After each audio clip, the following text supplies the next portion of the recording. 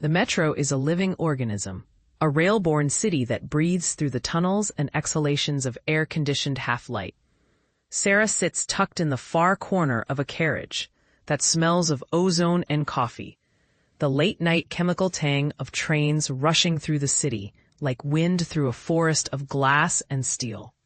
Her skin prickles with the kinesthetic hum of her augmentations, the subcutaneous weaves beneath her temple. The faint blue circuitry tracing along her neck, the microsensors just under the surface of her fingertips. They respond to the world with a patient curiosity that feels almost human, except that every sensation has been tuned and tempered to keep her safe, to keep her separate. Out the window, the city is a rainforest of neon, a swarm of signs advertising things that you didn't know you needed until you saw them. People move around her as if they're part of some slow-motion tide, faces blurring into one another, ordinary strangers who seem suddenly and impossibly familiar. It begins the night she rides alone to a place she has learned to call home, in a city that refuses to keep anything stationary. The metro, home, for Sarah, is less a room and more a corridor of moments she has learned to measure with her breath. The memory of being unremarkable in a world that worships difference has never quite left her. She is augmented, yes, an outcast by the same hands that built the new humanity's hope, yet the boundaries around her are not what they used to be. They have to do with trust and the illusion that a neural bridge, something that might allow two minds to talk as intimately as two bodies kiss, could be a bridge to belonging, not to exploitation. The line she rides in is the city's quiet artery. The carriage slides into the platform with a sigh of friction and a ripple of mechanical creaks that sound almost like breath. Sarah stands up, steadies herself with the rail, and watches the world through the glass as the doors huff open and the crowd pours in. Too many bodies, too few smiles, everyone pretending not to notice how the light catches the scars under someone's collar, or the way someone's eyes track a small tremor in another's jaw, as if a secret had just snapped into place. The first sensation is not a memory or a fragment. It is a sound, the soft, almost inaudible click as two people brush shoulders. A man with a patched jacket, a woman with a green scarf, a child with a toy drone buzzing above their head like a startled dragonfly. The moment their sleeves touch, as the crowd rebalances itself, the world tilts. Sarah feels the familiar, unwelcome shift inside her skull, the jitter of a bridge waking, of a memory thread tugged from its proper place and slipped into another mind. It is not violent, it is not loud, it's simply a tiny, intimate break in the continuum, like a page you flip by mistake and find there's a paragraph you recognize in a book you'd sworn you never learned to read. The sensation passes before she can name it. The strangers revert to the background of her perception, as if nothing has occurred. But it has occurred, and the ripple remains. A few seats away, a young man meets her gaze for a heartbeat longer than polite. The look makes her skin buzz with a memory she does not own. A memory of a moment she can't quite call hers. She looks away, swallowing a word she will not say out loud. Fragment. Sarah has learned to live with fragmentary echoes, the price of being tethered to something bigger than herself, something that promises possibility, but offers risk in equal measure. The augmented life, she suspects, is a tether in a labyrinth that incites you to wander, but never to forget your way back. Tonight the labyrinth feels different, as if the walls themselves have learned to listen. On the platform, a figure waits with the calm of someone who has learned to be patient in a city that loves impatience. Keo is there. As he seems to be more often than not, an ordinary-looking man with a baseline body and a mind that keeps time in a way that isn't entirely predictable. He wears the quiet of a man who knows when to speak and when not to speak, who recognizes that certain conversations have more weight than the air between them. If you looked closely, you would see the secrets pressed into the lines around his mouth, the way his eyes gather information, the way a camera lens gathers light. He has hidden motives, though Sarah is the only one who can never quite place what they are, only the certainty that they are there. Beneath the surface, like the soft tremor of a distant engine, Sarah sits again, this time a few meters from him, and the crowd hums with the electricity of a city that gathers to feel itself move. The doors close with a hiss and the train lurches, moving them through the city as though it's swallowing its breath and letting it out again. The neural bridges, the thing that guides this particular dance between their minds, settle into a routine hum along the base of her skull. It is a delicate mechanism, not quite a part of her, but not separate enough to ignore. It trades in something intimate but dangerous. Fragments of identity, the kind of thing you would guard with your life if you believed in the sanctity of your own mind. People around them are chatting in muted ways, voices overlaying like rain on a rooftop. A little louder in Sarah's ear than in Kyo's, which means the bridge between them has certain vulnerabilities when it comes to permeability. The air in the carriage grows dense with a scent that is almost metallic, with a trace of rain and something acrid that hints at storms on the horizon of the city's moral weather. Kyo leans closer, barely a breath apart, because proximity is how information travels in a world built on touch and connection. The two of them share a micro gesture, a small adaptation, a tilt of the head, an exchange that would be easily missed by anyone not paying attention to the way bodies breathe in tandem with the machines they carry. "Do you feel it?" he asks, his voice low, almost careful not to disturb anyone else with its gravity. "Feel what?" she answers, though she knows. The word is not about the physical sense. It is about the sense that something has changed in the air, something fragile and dangerous, something that could either crush or transfigure them. "The memory wind," he says, almost smiling, as if there were a joke in the idea of memory as wind. "The way it moves through us when the rails pass under us, when the train drifts past a station and the doors sigh, letting emptiness out into the corridor again." She meets his eyes, sees nothing more than ordinary resolve there, and yet she knows that when Kyo smiles like that, his truth is not what his mouth is telling her. His truth is what his eyes avoid, the way they flicker toward the door, toward the tunnel's edge, toward a future that he has arranged in a particular way. "Don't pretend you don't know," she tells him, quiet enough that the others in the carriage cannot pretend not to hear. The bridge is glitching again.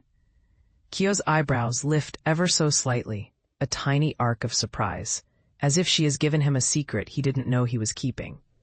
"Again," he says. "Again," she repeats, with every accidental touch. The glitch is not a new phenomenon to Sarah. She has lived with the idea that the neural bridge, this delicate thread of shared perception, could slip out of its proper place at any moment, like a memory left on a kitchen table and later discovered on a rainy day with the table leg still sticky from coffee. The first time it happened, she was 18 and thought she'd misplaced a memory of a grandmother she never had, discovering later that the memory moved between her and a stranger's mind, like a rumor crossing a crowded room. A second time, she learned that the bridge is not simply about sharing memory. It is the exchange of fragments of identity, little shards that compose what you are, the way the sound of your own voice is a mosaic of moments you've gathered from the world. What they have is both a gift and a trap, a possibility to sense and respond to another person with a degree of intimacy that would otherwise be impossible to achieve, and a hazard that threatens to erase the boundary between self and other. The train slows to a grinding halt, the platform lights flicker, and the carriage fills with a chorus of voices lifting, then dropping, again, as people adjust their footing and their minds. The glitch intensifies. Sarah can feel it in her veins, a pulse that travels along the bridge, tugging at the memory threads with delicate teeth. She closes her eyes to anchor herself, to weather the sensation as one would weather a storm they know will pass if they wait long enough. When she opens her eyes, a woman across from her is gazing with a particular, intended calm.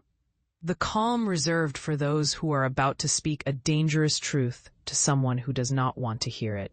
The woman's face is unfamiliar, yet Sarah finds the woman's expression irritating, in the way people are irritating when you know that they know something about you do not know yourself. "Excuse me," the woman says in a voice that seems not to belong to her own mouth, or perhaps belongs to a different memory altogether. Sarah narrows her eyes and freezes, and the woman changes her tone, a little softer, a little more protective. "I think your implant is glitching. You're blinking in an unusual pattern. The car's hum rises and falls, as if the train itself were listening to the exchange. The line has become a stage, and their little quarrel is the drama in the middle of it. Small, intimate, dangerous in its precision. Sarah doesn't answer. She feels the first thread of memory brush past her, a contact that is almost a kiss from a person she does not know. And in that moment, she becomes acutely aware that she is not alone. Not in a way that simply means surrounded by strangers. She is surrounded by a chorus of selves, each wearing a different memory as if it were a cape. And those memories are touching hers, as if she is a conductor in the orchestra of many people's inner lives. Nearby, Keo watches, the edge of his mouth finning in concentration. He's a calm presence, a counterweight to the tremor of fear or desire that might surge in Sarah at any given moment. He knows she's vulnerable when memory fragments travel through the bridges with every brush of the hand or the sleeve. He knows that vulnerability could be exploited by someone who has learned to read its signs with a cunning eye. It's not just a glitch, he says at last. Quiet so as not to inflame the car's quiet. This is a spill, a leak somewhere in the system. How many minds are touching? How many fragments are crossing? The word spill lands in Sarah's chest like a stone dropped into a deep pool. The idea of countless minds, of dozens of lives pressed into her own memory, gives her a tremor that travels through her with surprising force. She thinks of it as a flood, not a leak, an uncontainable flood that has the power to bury their own memory beneath the weight of others. Spill or not, she says, not sure if she's addressing him or the entire car. We're in the middle of something bigger than both of us. The doors hiss again, and the crowd shifts. The train lurches. The glitch settles for a heartbeat, then awakens again with the subtle ferocity of a nerve being touched, a nerve that knows the exact moment to flare, to make its owner feel alive and terrified at the same time. People around them sense something has changed, the way a crowd notices a sudden drop in temperature, a shift in the public mood, a story that begins here and will spread like rumor across the city's arteries. Sarah cannot bring herself to dismiss the fear. If the neural bridge has a fault that allows countless memories to slip through, what does that truly mean for a person who must guard her own sense of self, the private seat of her choices, her feelings, her future? If identity, in the end, is just a mosaic of fragments, the moment we collide with a stranger and brush against a life that isn't ours, then what accountant would be honest enough to tell us what a life is worth when the pieces circulate so freely? The train pulls away from the platform, and the city's lights blur into a smear of color that looks like a memory you didn't know you carried until it slips into your mind and makes you ache for something you cannot name. That ache becomes a recurrent pulse as the night moves forward. The metro carries them into corridors of time that feel shorter and longer at once. The kind of night when the day's complexities collapse into a single question. What are we if our identities drift like pollen, picking up others' colors as we go? They disembark a few stops later in a district that breathes a different air, a district where walls glow with a soft, pale blue and the storefronts blink in and out as if they have their own agendas. The city's night has grown heavier. People move with a deliberate quiet, like dancers who know they'll be watched if they make the wrong step. Sarah and Keo move together as if a thread connects them, the kind of thread you only notice when a string is pulled and another string answers in kind. They do not speak much as they walk through the night market that runs along the edge of the platform's gravity, a place that exists as much in memory as in the present moment. The market is a carnival of evidence, the kinds of stalls that peddle experiences, not goods, the sellers who offer tastes of distant cities, the small concerts in open-air arcs that feel more intimate than real life, like someone is performing your own emotions back to you, in a way you cannot fully resist. In one stall, a woman with copper hair sells memory tokens, little glass beads that glow faintly when touched, each containing a snapshot from a person's day, a memory that can be purchased, stored, or traded with the right consent. The woman's eyes are pale blue, almost luminescent, and she stares at Sarah with a directness that makes Sarah's skin prickle, with the sense that she knows something about Sarah's present that Sarah herself does not yet know. "You look like you carry a story you don't want to tell," the copper-haired woman says to Sarah, the words gentle but insistent, as if to insist upon a truth that wants to stay hidden. Sarah smiles, not unkindly, though a part of her wants to wipe the look from the woman's face, as if it were a smear of ink on a page. "Maybe I do," she says. "And maybe it's a story I can't stop from changing every time someone brushes past me." "That is the point of the tokens," the copper-haired woman says, looking at Kyo, then back at Sarah. "To give you the chance to hold a memory you could not otherwise hold. To borrow a moment that belongs to someone else and not have the world ask questions you cannot answer. But you must decide what you're willing to keep and what you're willing to give away when you touch again." The warning lands in Sarah with a thud. The tokens promise a solution to the problem of identity, a way to hold a particular memory in her own mind and resist the flood, rather than to drown in the flood. Yet the tokens also hint at a deeper truth. Borrowing memory is not a harmless act. It changes you. It alters your sense of what is yours and what is not. A memory may be a map, but it is also a door, and doors open in both directions. Kyo's eyes watch the exchange with a guarded calm. He doesn't say anything, but his posture speaks. We are here to gather, to look, to learn, to see what is possible, to see how far we can go before we break. Sarah's fingers brush the token, and for a moment, she sees a breath of someone else's life, someone else's town, a morning market, a face she cannot identify. The image dissolves as the token cools in her hand, leaving a memory aftertaste that lingers like a perfume you cannot shake off. That night, in a modest apartment that overlooks a rain-sheened quarter of the city, Sarah tries to map the memory she has just borrowed. She sits cross-legged on the floor, the neural bridge humming softly as if it were listening for the truth that lives in the spaces between the known and the unknown.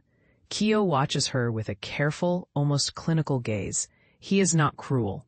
He is methodical, as if he has learned to treat his own life as an experiment that must always be controlled and never left to chance. He sits across from her, their shared breath filling the room. The small space between them, charged with something that could explode or become something holy. "Your past," she whispers, the words almost a tremor, "doesn't belong to you, does it?" Not entirely. Kyo's face remains impassive, but a micro-expression. The rain begins. Light at first, then heavier, as if the clouds have decided to tip their teacups and spill. The rain's rhythm on the balcony outside sounds like a heartbeat, the sort of heartbeat that might belong to someone else's memory, someone who has learned to live with the fear of losing what makes them who they are. In the days that follow, the city's mood shifts.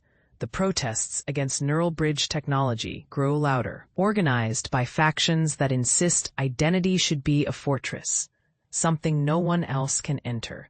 They call the bridges a virus, an infection of the mind, a threat to the sanctity of the self that must be purged or controlled. The Bright District, the glimmering epicenter of memory technology and corporate control, responds with ads that promise a future in which you can be anyone, do anything, all without losing the core you've carried since childhood. The rhetoric is seductive and terrifying, a perfect blend of enticing possibility and chilling anonymity.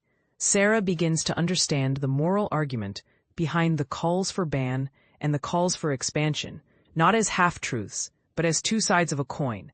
One coin that can be flipped to reveal the face of a city that doesn't know itself and won't know itself until it's capable of taking away the last fragment of someone else's life that might remind it of a time when it was more than a crowd. One evening, a friend who also rides the metro, an artist named Ren, who paints the city's hidden energies into bright, wild colors, invites Sarah to see his work. Ren has a way of looking at the world that makes a person feel seen, in a way that is both comforting and unnerving. He shows her a new piece in progress, a painting of the metro, that seems at once to capture the movement of bodies and the tremor of minds crossing one another. You know what you are. Ren tells her with his sly, sideways smile. You're a relay station, a place where stranger stories meet, and sometimes, if the currents align just right, they exchange something essential. Not always memory.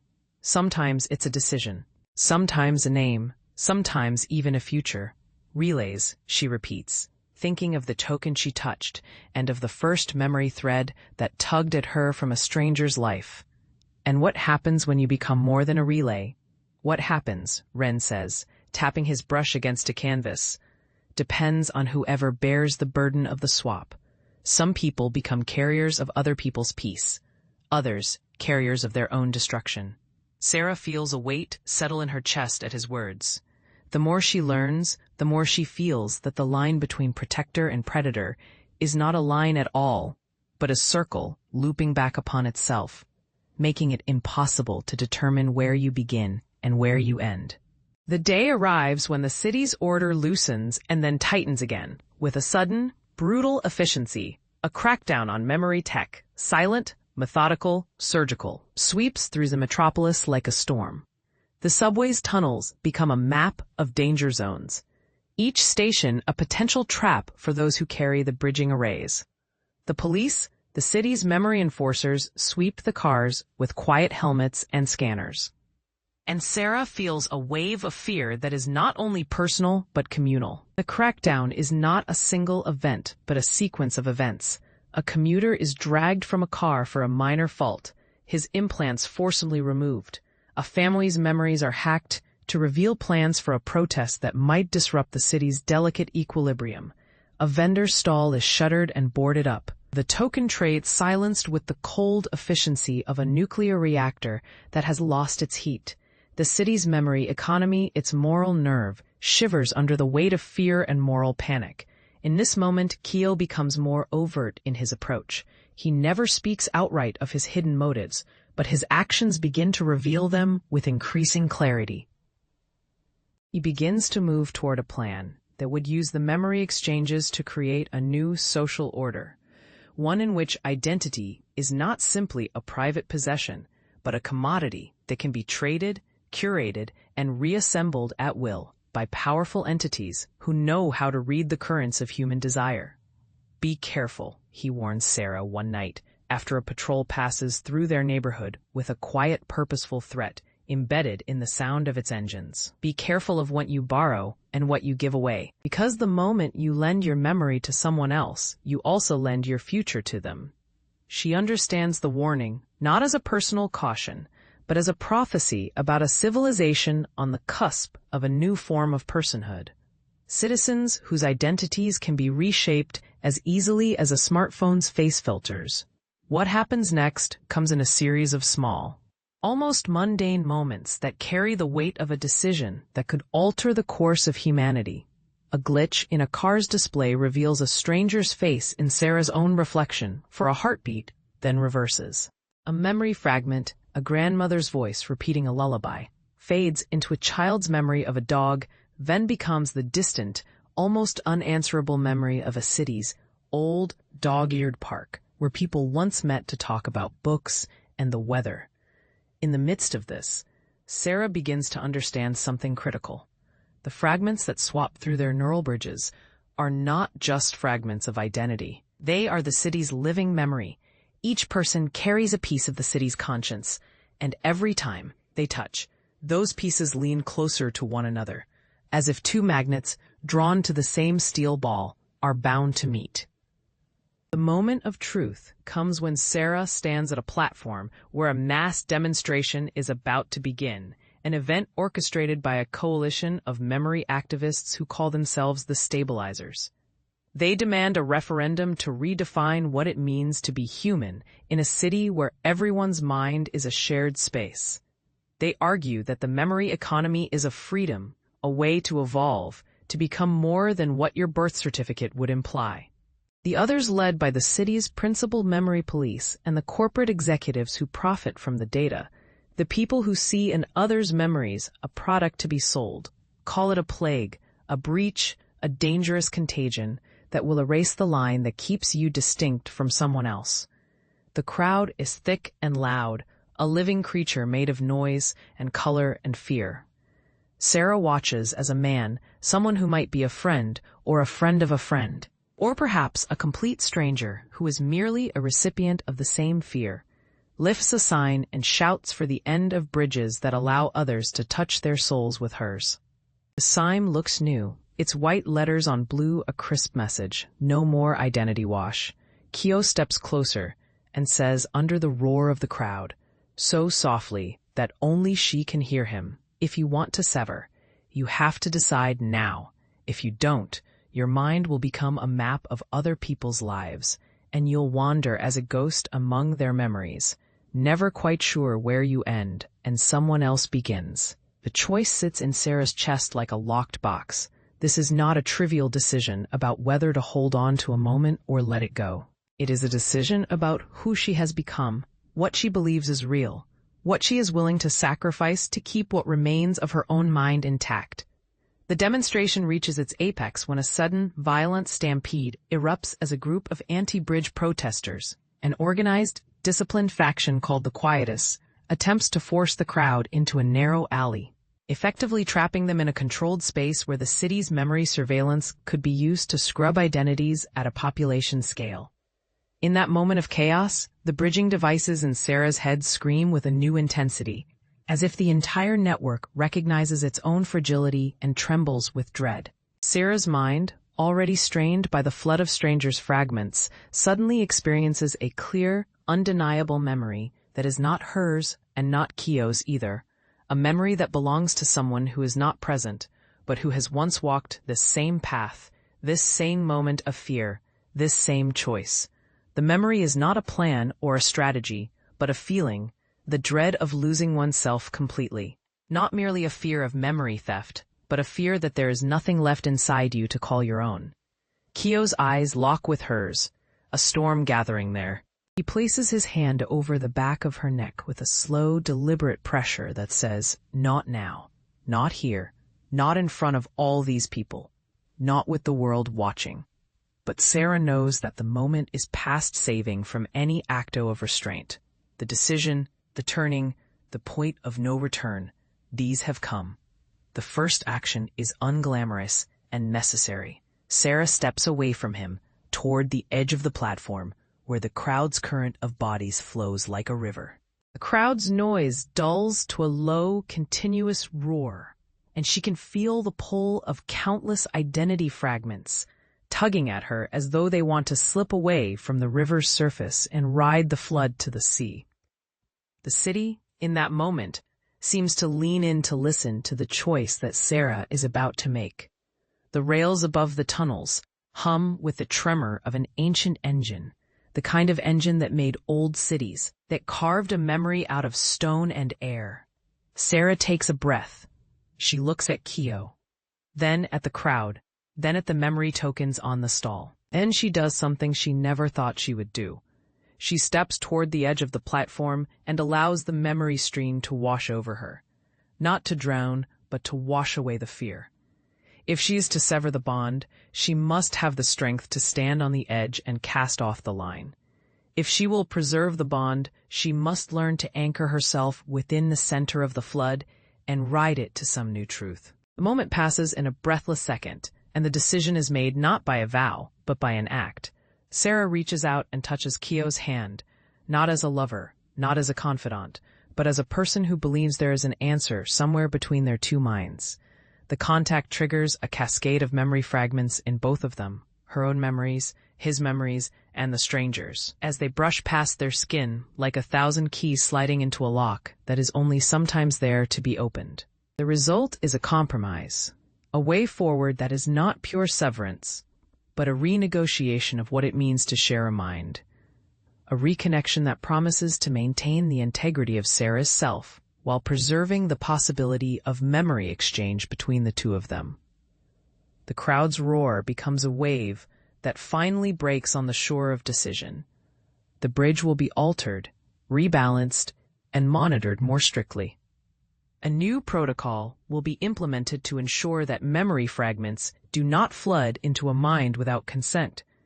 The anti-tech faction's power will be checked by a civil panel that includes people who have experienced the brightness of the possible future and the fear of its costs.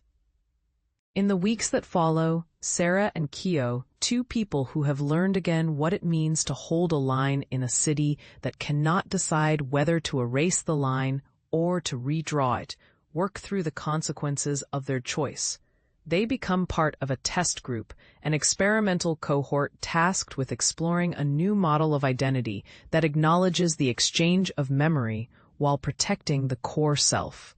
They learn to map the lines between their own identities, to chart a new boundary that is not a fortress, but a boundary zone in the liminal space where two minds share a horizon.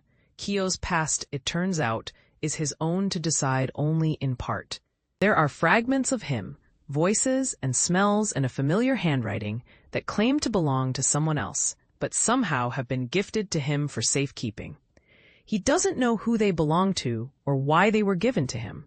He suspects that the truth lies with the city's memory economy's most powerful players, a conspiracy of interest that sees identity as a resource to be mined and manipulated. He is not sure whether he is protecting a memory or trying to reclaim one of his own. Sarah's own mind is a map that has grown increasingly complex. The fragments that have visited her are beginning to crystallize into something she can hold on to, something she can trust to be a part of her future, something that will allow her to decide who she wants to become rather than simply becoming who the memory stream demands. She discovers that there are different kinds of memory.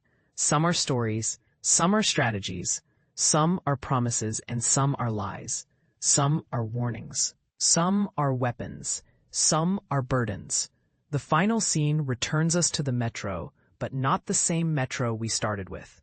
It is the same city, still young enough to breathe, still old enough to be afraid. The train arrives with a sigh and stops. The doors open and the crowd surges in. Sarah and Kyo stand on the platform and watch the city's living memory filter through the carriages and into the people's minds, with all the care of a librarian placing the last book of a shelf in order.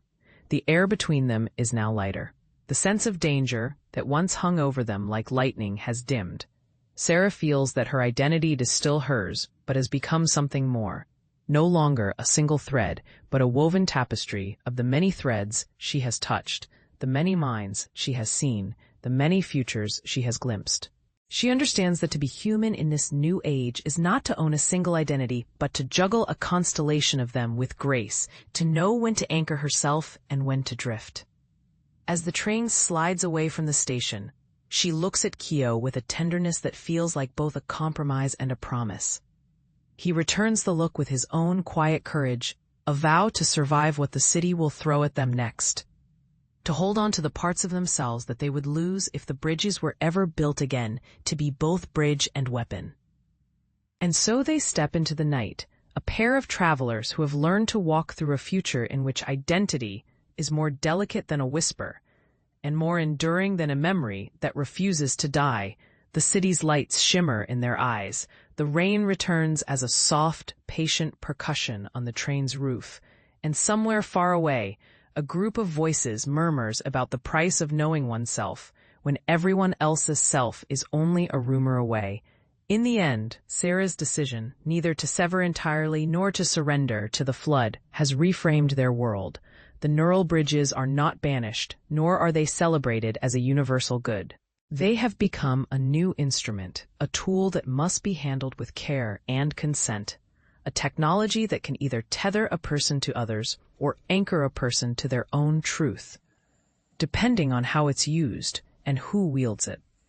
If there is a moral, it is this: future humanity may never truly know itself again in the old way, not when every moment feels like a potential crossing, not when a single touch can rewrite a memory's face, not when identity itself becomes something you borrow and perhaps learn to return with grace. The city will keep moving, as it always does, and so will Sarah and Kyo, two people who found that the most dangerous path is not the one that cuts through fear, but the one that walks toward trust, even when the ground is uncertain, and the mind is a lantern you must light in a room full of shadows.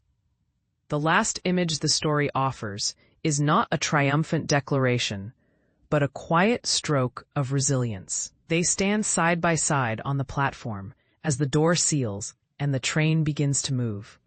The world flows past in a smear of neon and rain. The memory we hold of ourselves threads through the city's river of life, and Sarah knows that the life ahead will be bound to the lives of countless strangers. Yet she also knows with a surprising clarity that she will carry the core of who she is with her, carefully, cautiously, and with a stubborn hope.